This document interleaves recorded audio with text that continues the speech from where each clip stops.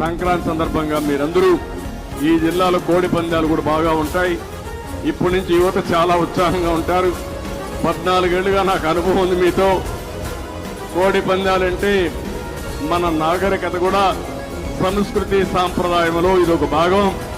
తమిళనాడులో జల్లికట్టు బాగా చేస్తారు, చిత్తూరు జిల్లాలో జల్లికట్టు కొంతవరకు చేస్తారు.